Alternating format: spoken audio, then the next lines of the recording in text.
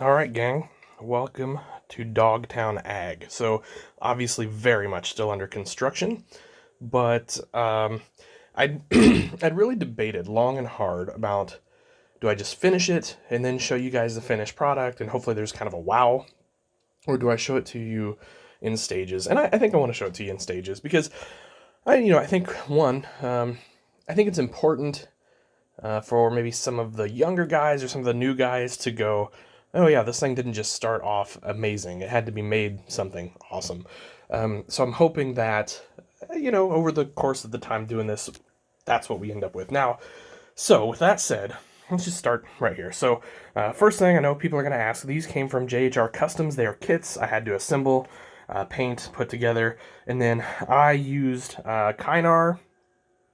This is 30 gauge Kynar, and then for these two lines, and then the thicker line is 1 millimeter magic stretch cord. So, in case you guys are wondering, but that's where those came from. So here is just a little bit of landscaping.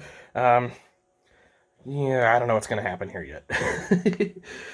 I did get some culverts in. Those came from Kyle Noonmaker Manufacturing.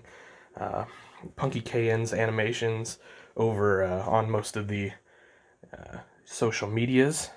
Here's the truck that you guys saw in the video the other day, heading out to a show with the Mini Mo and the Massey and the little IH Cub there. And then over here we've got this. So there'll be some more landscaping and things around here. Obviously this is going to be asphalt eventually. Just kind of holding off for a little bit on that because, and I'll show you the next kind of step I'm dealing with. So you can see this gap here, right, between the apron of the shop and the shop. So I tried a couple different ways to make that disappear. It didn't work out for me. So what I'm going to end up doing, I believe, is take some Sculptamold and I will kind of smooth that out, get rid of that gap. It means there's going to be a little bit of a hump here, but that's not necessarily unrealistic. So I'm kind of okay with that. Now, here's what we've got going on. And I apologize, guys. I'm very much under the weather, which is why I didn't go live over the weekend. So I think I brought a little cold or something home from Lafayette, so it's okay. It was worth it. Anyway, so obviously we've got two sort of truck-sized doors here. Now, initially, these are going to be where all of Dogtown's semis get serviced. And you can see we've got a couple here. We've got one on the spray rig, or the spray, I don't know, tender, I guess. And then we've got a grain truck here. Super dusty, by the way. Working on remedying that. I guess I'm going to cover this, and then we're going to figure out some sort of ventilation where we don't get an inch of dust on everything in here, because that's frustrating. But, so, obviously we've got some Pro boxes here. And then a couple toolboxes of ours you can get on our website. And then we've got some shelves and some parts and tires and things of that nature all back here. And, I just think like it's important to have that stuff in the shop. And there'll be plenty more of that, and I'll show you that, guys, in a second once I get to it. But anyway, 2 bays of these, and then eventually, as the storyline progresses and as I get ready, this will become the Dogtown Ag fertilizer assembly area. So where we assemble our tenders and our pull behind buggies, I guess is the word I'm trying to use. So you can kind of see, I'm somewhat detailed up until this truck. After that, I really haven't done much detailing, and that's a project down the way. But we've got more shelving, we've got some tires sitting in the back there, and then we've just got some tractors scattered through, so we'll definitely be running quad tracks of some variation, and then we'll be running some red combines as well. We've got a 9240, and then we've got a 7088 there.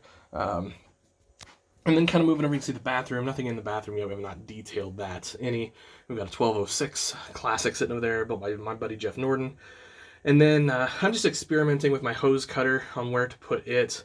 So that's what that is. And you guys can see, if you guys get a hose cutter from us off our site, off our website, that's how I painted that up. And anyway, over here will be the fabrication area. So we'll have all, like, more toolboxes. We'll have grinders, benches, our bandsaw that we sell, welding, obviously, things like that, kind of up under the loft there. And then the loft will be part storage.